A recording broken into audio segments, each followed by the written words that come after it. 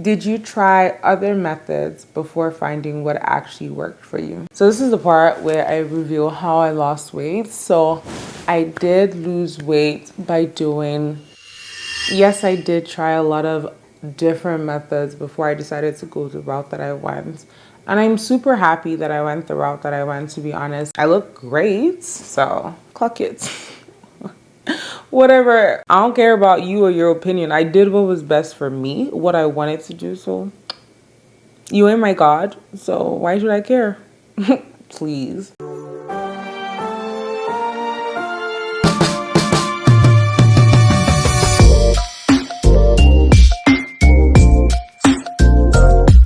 Hi everyone, welcome back to my channel. It's your girl Zaahav again. I haven't really done a sit down talking video in a really long time, so forgive me if I'm nervous. Today's video, I'm gonna be sharing with you how and why I chose to lose over 100 pounds in the space of around 7 to 9 months. So 2024 was my year of transformation, as you all know. I literally turned my my health around. Prior to that, I gained a lot of weight, and then I decided to actively lose the weight. Now, I should probably put out a disclaimer that I'm not a doctor, I'm not a nutritionist, I have no professional qualifications whatsoever to be giving anyone medical or nutrition advice. However, I'm sharing my story and my journey and how I lost weight and why I chose to do it. So I hope that someone finds this video helpful, and I hope that it points you in the right direction if you are trying to lose weight or wanting to go on a diet or wanting to explore your options. I hope that it helps you navigate and points you in the right direction. Now that we've got the disclaimer out the way, my weight loss has been very obvious through my pictures on Instagram or other social media as well. I started losing weight back in June of 2024. May, June 2024. And it's slowly been obvious. So a lot of people have asked me questions over the past year and some change.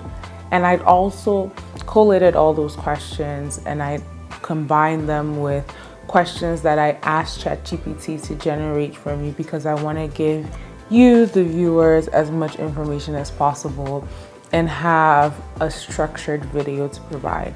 So that being said, this video is going to be time coded, so I'll include the time code or the timestamps for each topic in the description box as well. Let's get straight into the video. All right, so the first question is, what made you decide to lose weight in the first place? So I decided to lose weight for a plethora of reasons. One of the main reasons was health, and with my health. So everybody knows, because I made a video explaining my entire condition. So if you don't know already, I have lupus and dermatomyositis. They're both autoimmune conditions, and an autoimmune condition generally just affects your health. And I found that I started to gain weight uncontrollably, especially in the last 4 or 5 years. Now, when I was emotionally stressed, I would drop a large portion of that weight, but gaining weight for me became a lot easier. Whereas in the past, I used to just easily lose weight. I was a skinny person at some points, but a nice little slim, thick kind of vibe. And then so gaining weight was very new for me. It was very awkward for me. I didn't know how to be. I didn't know how to dress for my body. It caused a lot of insecurities. And beyond the, emotional, mental impact that weight gain had on me, there was also physical impact. So physical impact, I would not be able, when I would walk on heels, my knees or my joints would be hurting. My knees specifically, those joints would be hurting. So I went to see a specialist. So I have a rheumatologist and I have a dermatologist, right? Because I started to break out a lot. And luckily he specializes on dermatology around rheumatic conditions or autoimmune diseases. And so he specializes with like lupus flare-ups, lupus rash, or dermatomyositis rash. And so that's why he was my doctor. And one of our conversations, in fact, a lot of our conversations, he would tell me to get my diet in check, and he recommended a nutritionist one time, and we will talk about it, and I would give him feedback on how I've been trying to get my diet in check. I've been trying to, I've been exercising, but sometimes I'd be starving myself and gaining weight. Sometimes I would be dieting, like eating healthier and gaining weight.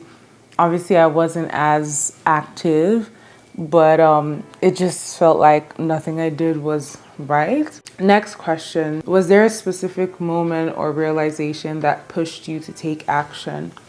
I think for me, it was when I started to feel very insecure about my weight, and when I started to notice that my weight was also impacting my physical well-being and my mental well-being. So I looked at myself in the mirror and I didn't like who I saw anymore. And so I just decided that I was gonna lose that weight. The next question is, how much weight did you lose in total and how long did it take?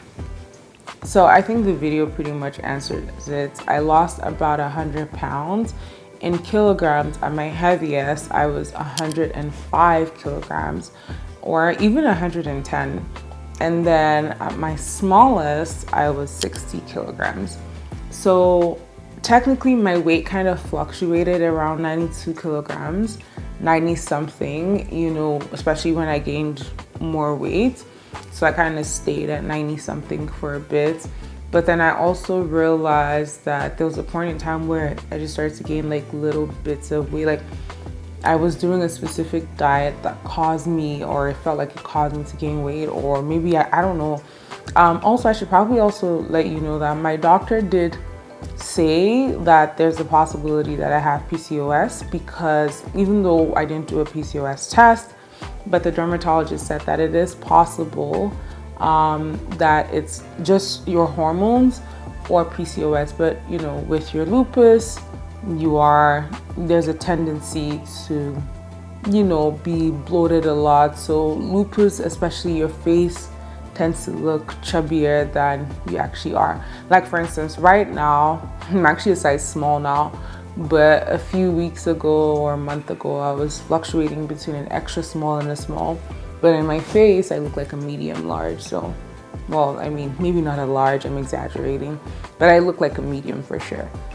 But I was wearing size 4-6, so it kind of just makes you look bigger than you actually are. Anyway, at my heaviest in kilograms, I was 105 kilograms, and at my lightest, I was 60 kilograms. And the reason why this is important is because I have intentionally put on a little bit more weight since I lost a lot of weight. What was your mindset like before you started compared to now?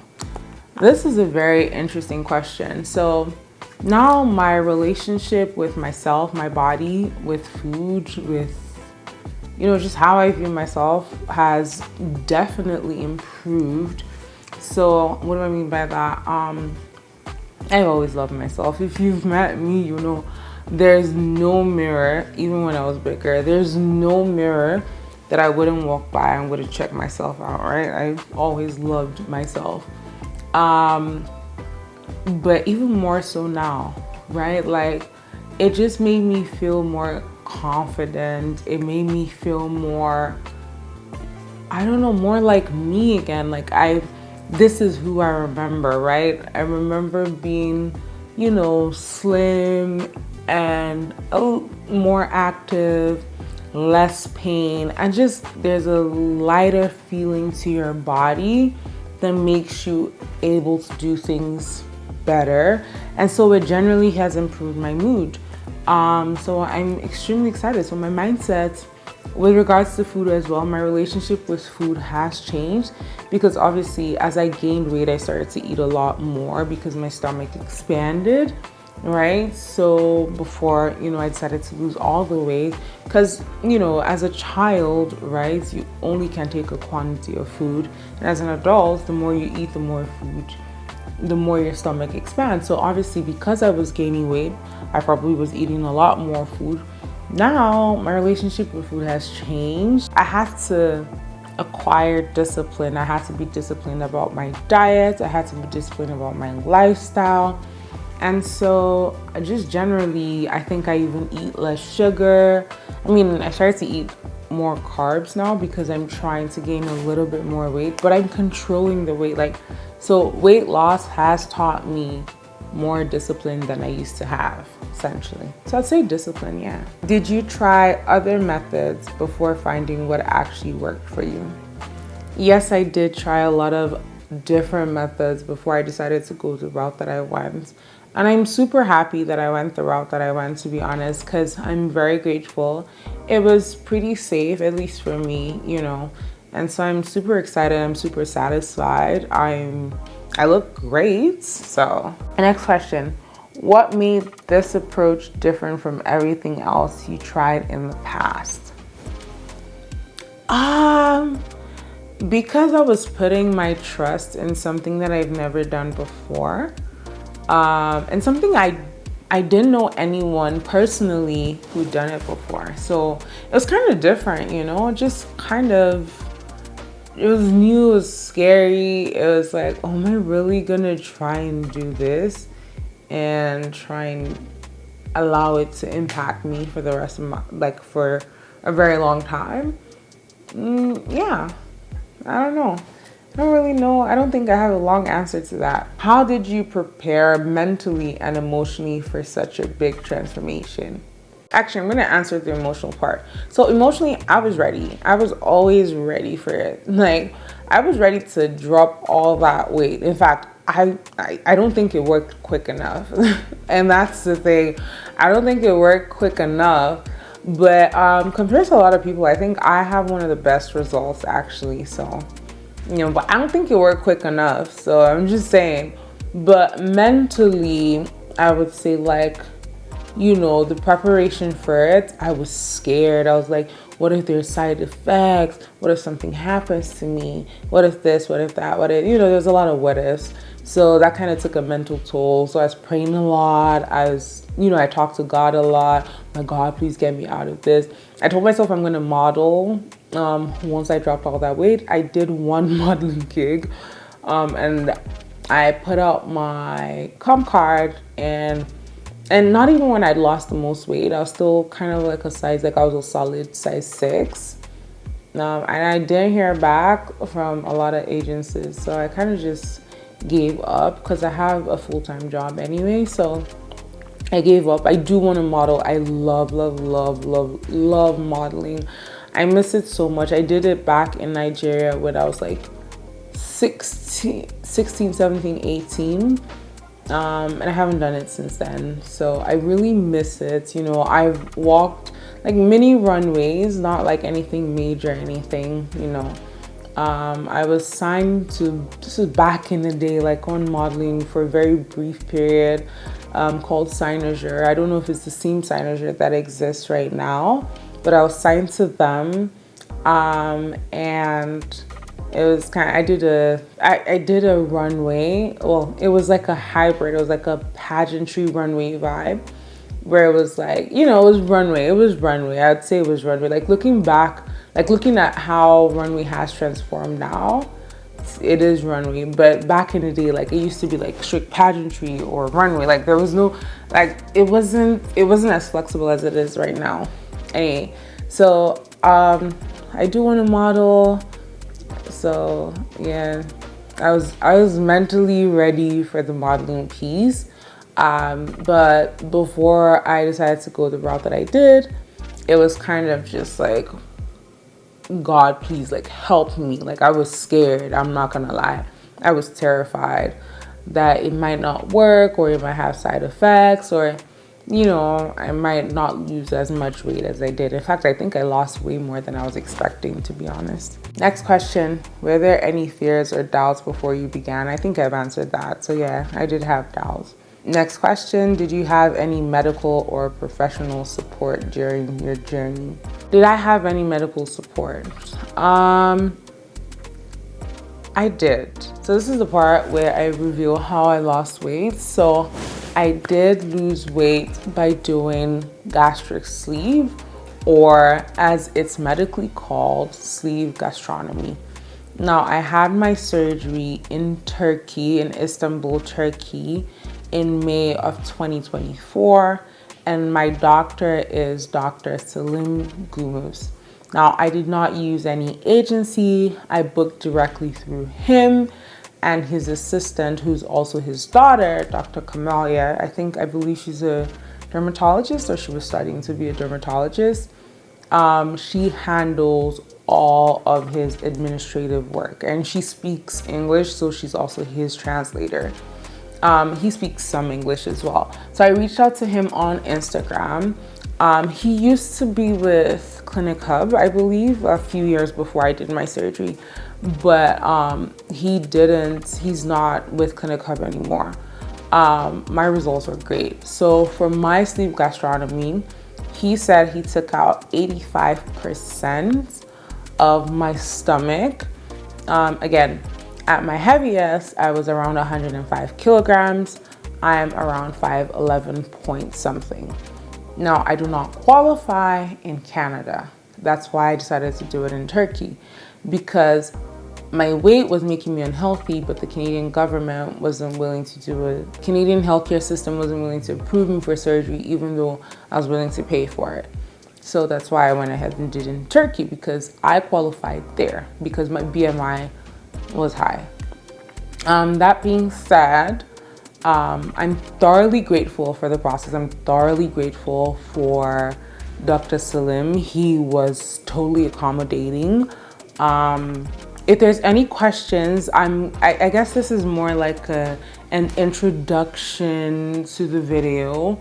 And I feel like this video might trigger more questions from the viewers. So if there's any more questions, I will absolutely make a part 2, but I'll try to answer as many questions as possible. Okay, that being said, if I remember correctly, my surgery itself, now please, this is 2024, back in May 2024, so I'm sure he's entirely different. I'm not gonna quote my exact prices, just because I know that there's probably a difference in cost, and I don't want to ruin his business setting the wrong expectations. So just in your head, just know that I'm not quoting anything that's over $1,000 off. Okay, cool. So my surgery, and I'm speaking on just the surgery alone, and it came with 3 days stay in the hospital. So he did have a hospital in Istanbul that he was working, or he's working with. I don't know if it's the same one. So the surgery and 3 days worth of stay at the hospital, as well as pick up and drop off from the Istanbul airport, everything cost me around $3,500. Now, because I wanted to be continuously monitored by the hospital, by the doctor, I paid for an extra 3 nights. And each of those nights, now this figure is exact, each of those nights cost me 150 USD.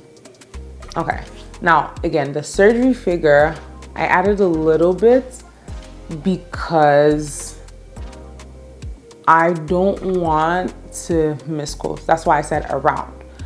All right, so around $3,500. It's a little bit less, but that's the general cost. So in total, I spent nearly $4,000, because I remember I'd gotten $4,000. I changed exactly, I think at the time it was around 6,000 Canadian into US, and I had around $4,000, and that's the exact amount that, and I think I only had like what, $50 when I was coming back into Canada.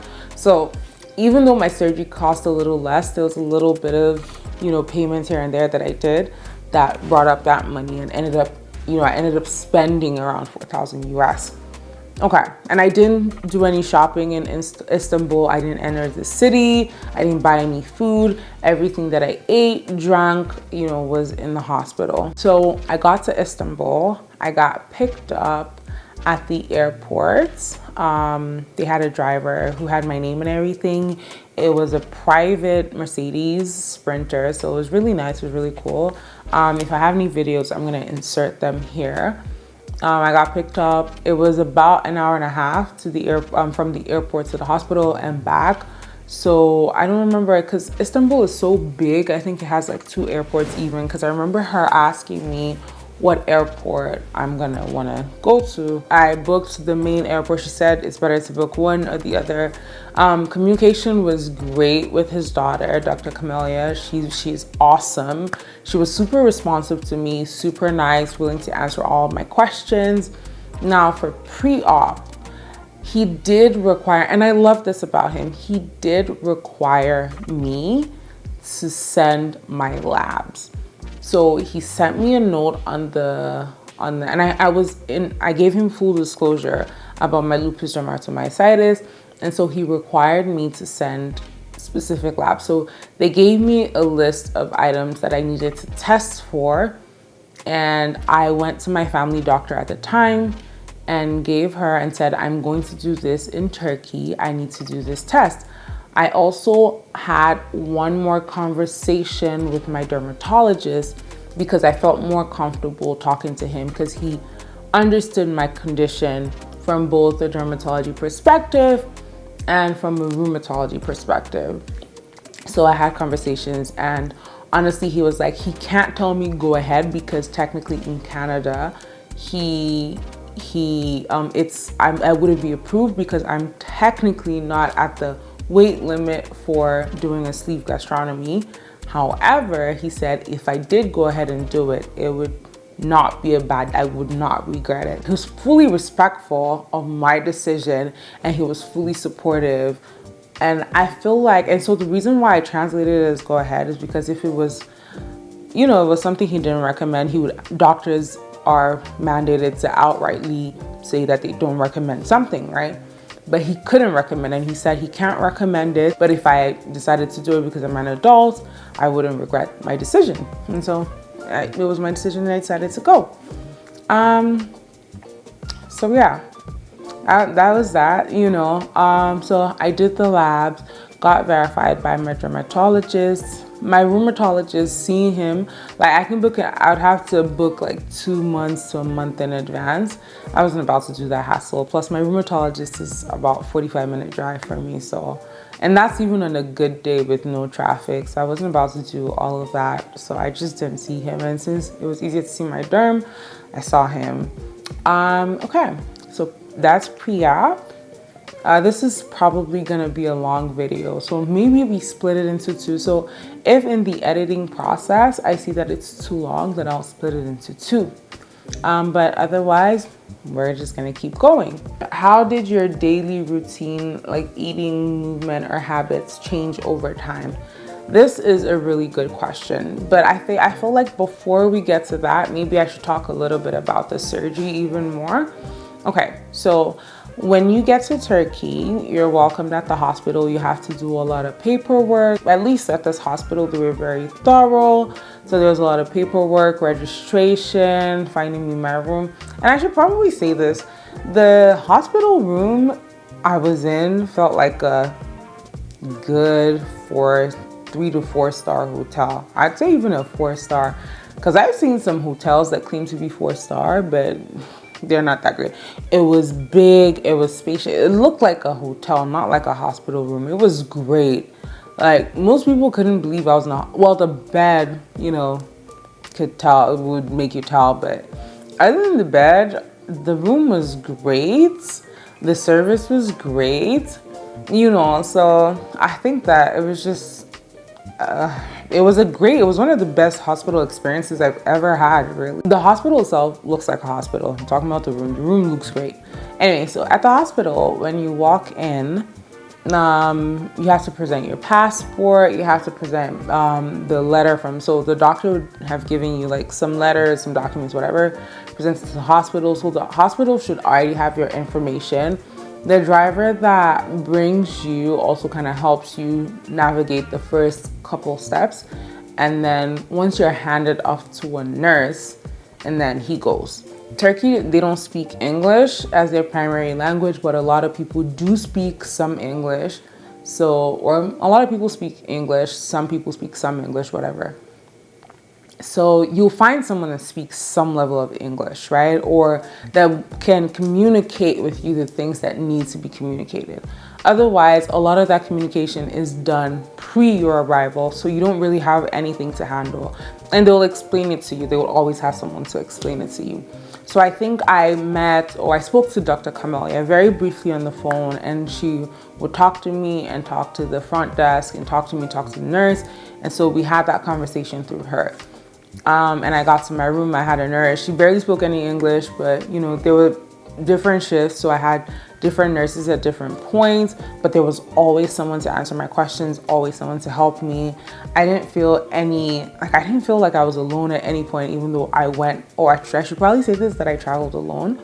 I am super, super bold, as I've been told by all of my friends. I am very bold. I traveled all the way to a different country on a almost 17-hour flight. Well, not the entire flight, but including layovers or whatever, for a surgery. And I think maybe like 2 people knew my actual surgery date, and that was it. Like only 2 people probably knew the actual day that I was getting surgery. So it's kind of, you know, I guess I'm bold, or I'm bolder than I look.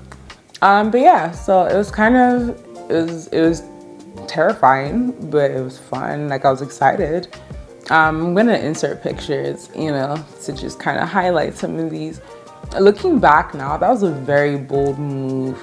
Like now that I have a partner and I'm building my own family, I have a stepdaughter and I have people to like live for, I don't think I'm as bold anymore. But you know, it's like now I'm like scared because I'm like, if something happens to me, who's gonna take care of them? But then I was like, okay. Anyway, it's just by the side, or by the way, whatever. So yeah, back to the hospital. So I think maybe after like an hour or 2, I get my room. You know, they give you all the instructions, how to get them to come in, the button to press, whatever. So they tell you no food, no water at a certain time. I don't remember exactly, but there were clear instructions, and they said that's from the doctor. But I remember the doctor telling me something a bit different, or maybe I misunderstood. So I called him and, oh no, I should probably backtrack. So the evening before, my doctor did come to see me in the hospital. So he came to see me with his daughter. We had a whole conversation. Again, she's his translator, so she had to be there. She gave me he was there very, very briefly. She mostly gave me the instructions, but we talked. So briefly, being like 30 minutes, he answered all of my questions. He said no food, water till a certain point, and then after that, no more water. And she explained to me, so I had those instructions, but then I think a few hours later, the nurse comes in again and is like, no food, no water, because I remember being very hungry. So the thing is, I don't eat a lot on the plane, no matter where I'm traveling to. Like, if we have 3 meals, I'll probably eat 1 or 2. I don't know, plane food just doesn't feel fresh, so I don't know. I literally eat because I'm hungry, not because I want to. So I rarely do that, no matter the airline. So anyway, so I was hungry, like I was starving. I'd been on a flight, I'd slept off, so I was starving. But you know, I had to adhere because it was my life, and I only had like 2 people who knew, so I needed to adhere to those instructions. Like I was strict with those. But I remember being very hungry, and I was like, oh my God. And the nurse even gave me like an earlier time, and I was like, no, he said this time, and she's like, no, don't do it. I'm like, you know what? I'm not gonna risk it. Maybe I didn't hear properly, so I just kind of stopped. And I kind of got myself to sleep. So I think back then, I even used to find it very difficult sleeping on my own. So I used to take melatonin a lot. So like a month before my surgery, literally, I stopped taking melatonin, started forcing myself to sleep at the right time. And I'd be like, literally eyes open in the middle of the night trying to force myself to sleep, but I was trying to wean myself off anything that could complicate the surgery because I was going by myself. And not to say that it was one of the medications, I was just paranoid, okay? I'm bold, but you know, there's a certain level of paranoia, of fear that you require in life to, you know, just live or exist. Otherwise, because if you're just bold, you can do anything. So anyway, I just, you know, I was paranoid all around. But because I've gone under the knife before, actually I've gone under the knife a few times, but for specific health reasons, so I kind of knew what the process was like. It was not something that I wasn't expecting. I knew that I was gonna not have food for a period of time. I knew the whole shebang. It's not my first rodeo. So I was expecting it. I wasn't scared. I already knew that, like, after surgery, I think my first surgery, let's backtrack a little bit. I think my first surgery was when I was like 16. So yeah, it wasn't my first rodeo. I wasn't scared. I'm not scared of going under the knife. And my friends tease me about this a lot, actually, that I probably like surgery. And no, I don't. But like, I'm not scared of surgery. So there's that.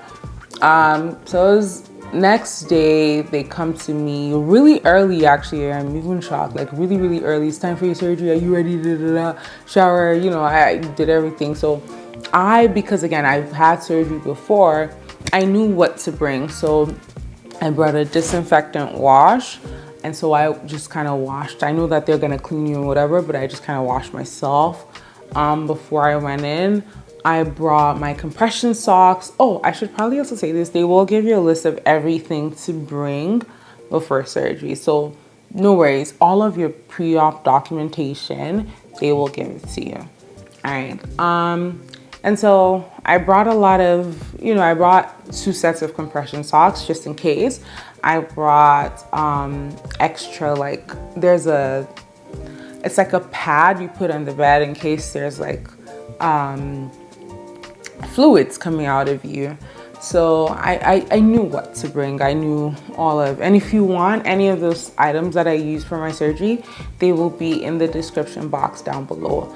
I did have arnica tea as well. I had started taking 500 milligrams of vitamin C every other day from a month before my surgery. Now, this is something that I like to do because I noticed that it speeds up my healing process with surgery in general. So I do it.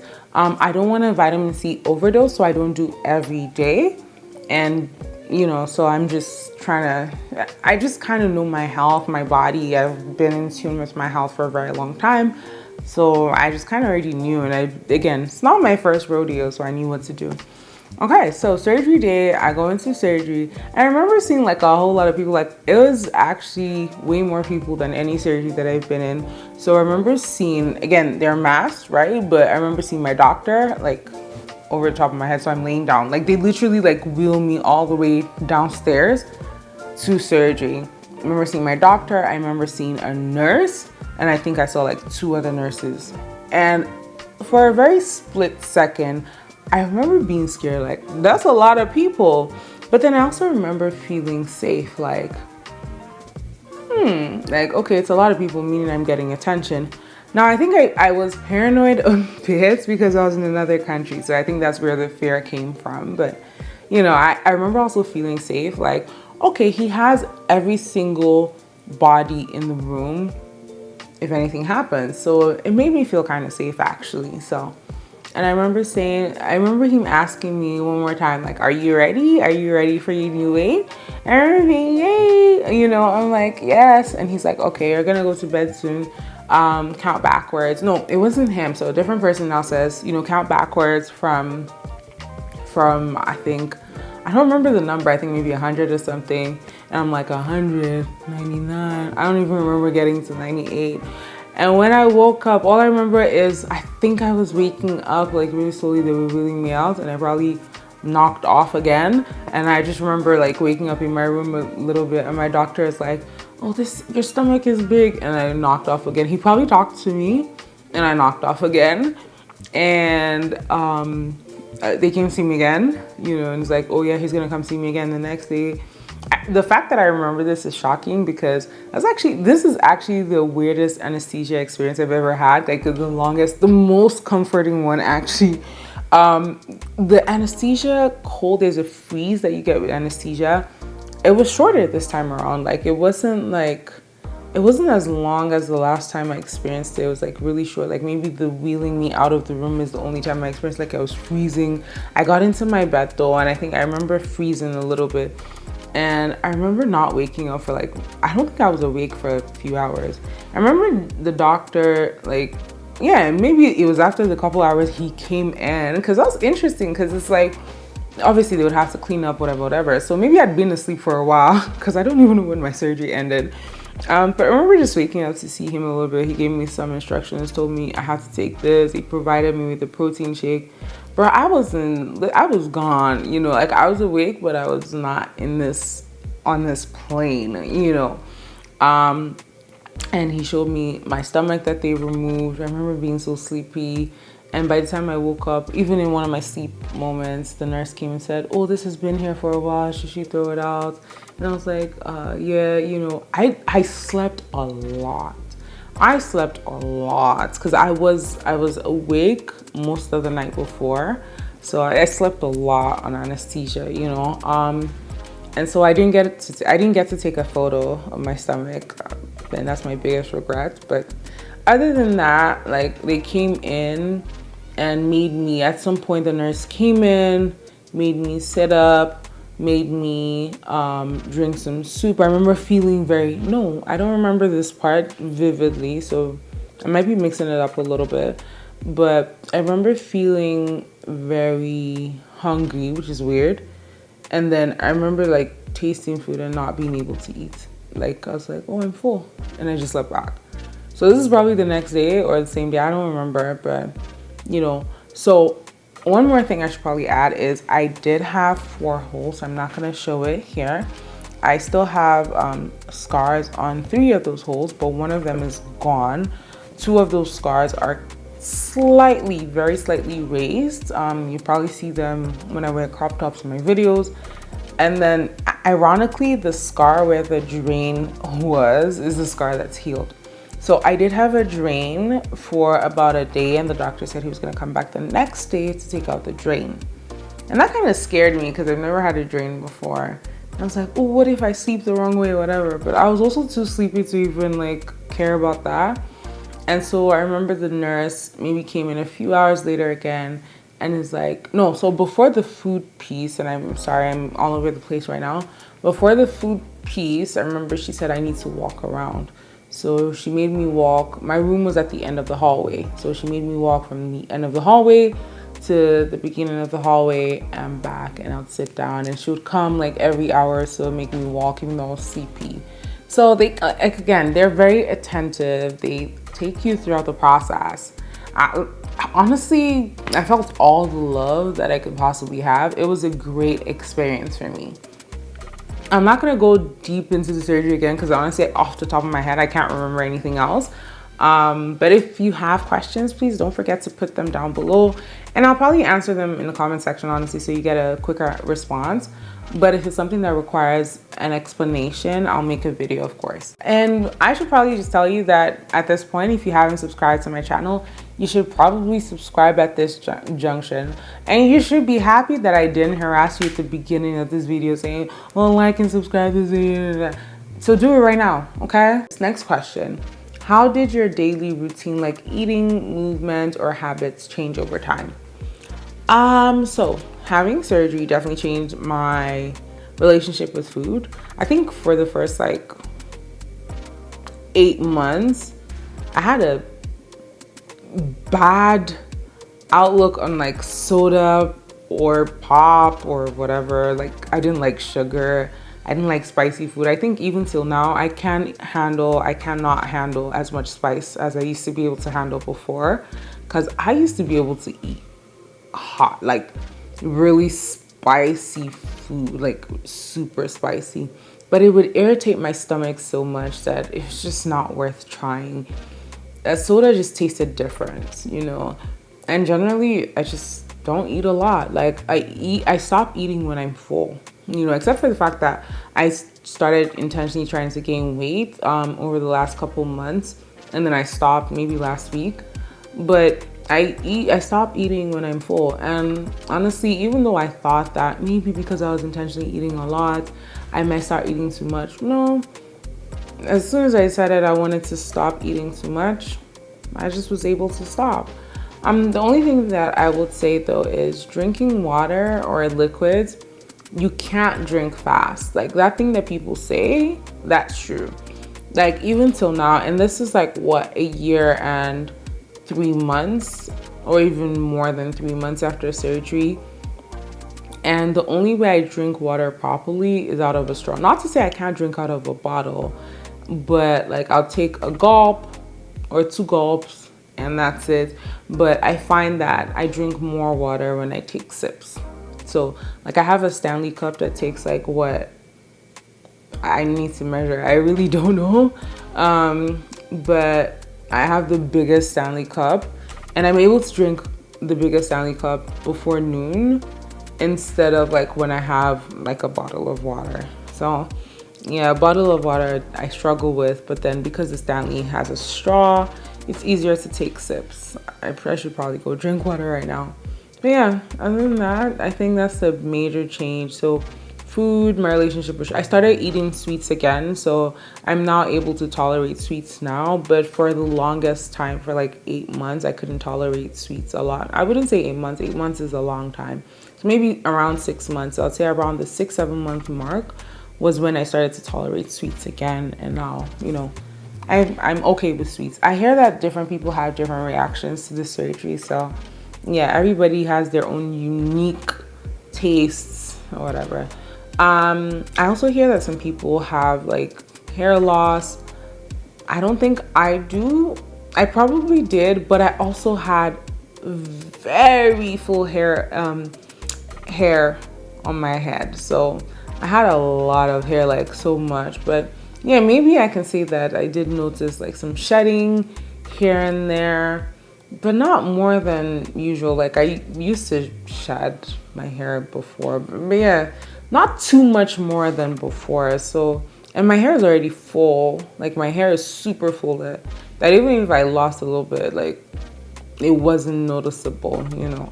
So yeah, that's pretty much it, really. What changes? I think I've answered this. What changes did you notice first, physical, emotional, or lifestyle? I want to say physical, but I think that's a lie. I think emotional. So emotionally, I started to... So one of the first observations, because right after I did my surgery, maybe a couple weeks later when I came back, I also had a chemical peel on my face to improve my acne. And so within a month, my skin was a lot better. Not perfect, but a lot better. So emotionally, I started to feel a lot better. I started to feel lighter. And so even though I didn't even think I was losing any weight, because I remember like a month after I'm stepping on the scale, I'm like, I've only lost like 3 kg. What's going on? I remember texting the lady and I'm like, I've not lost a lot of weight. She's like, just be patient. Okay, so maybe not a month. No, I think maybe a couple weeks, and I'd only lost like 3 or 4 kg. And she was like, just be patient. I'm like, okay, so how much weight am I supposed to lose in a month? And she's like, you're expected to lose around 10 to 20 pounds or so. And I'm like, well, I haven't lost that much. And she was like, just be patient, it'll work. And so a month after, actually, I went to Nigeria, and then, you know, subsequently I started I started to notice weight loss. So I started to lose weight, but I'll say the majority of my weight loss happened maybe just after I came back to Canada. So around the 6-month mark, that was when like people started to truly notice. Like, I mean, people started noticing before, but it's like, that's when people were like, you really look different, you look good, you know. And yeah, so emotionally, the change was quicker, but like, it was better. It was in a good way. So, and then physically, obviously.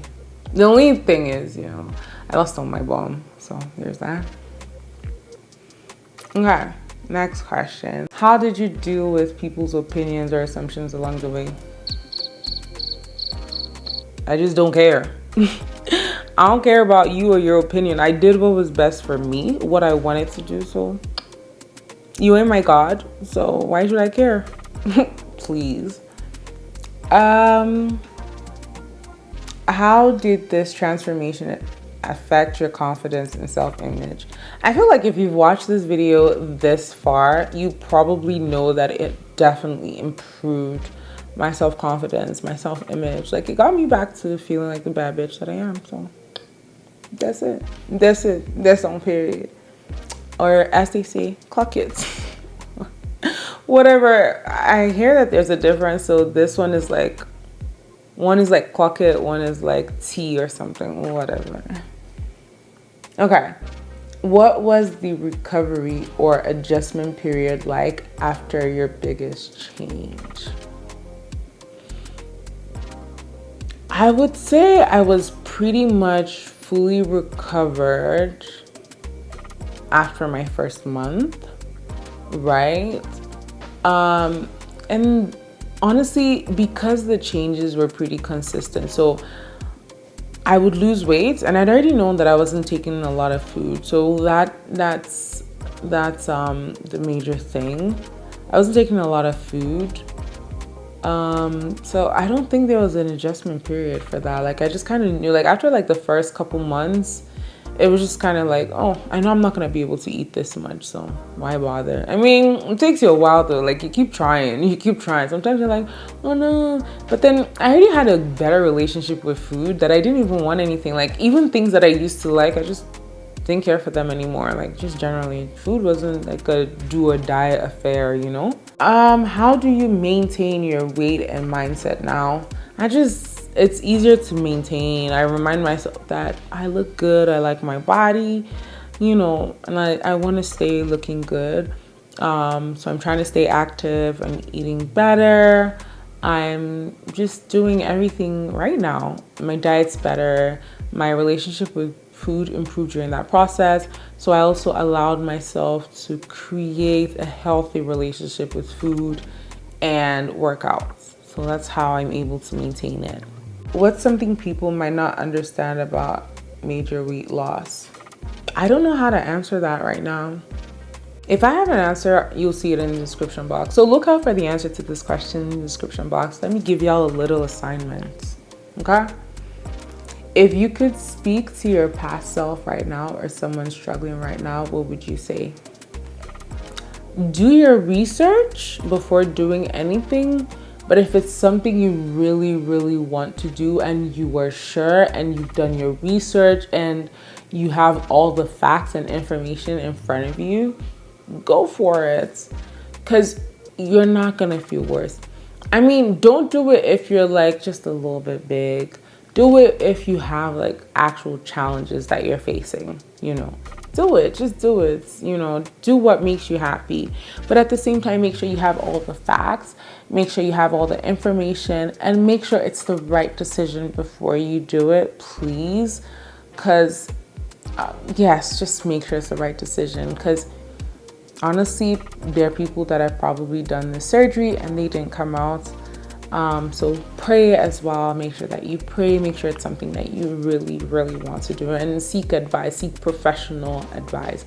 Like I told you in the beginning of this video, I had my doctors. I had my family doctor who I asked for advice. I had my dermatologist who I asked for advice.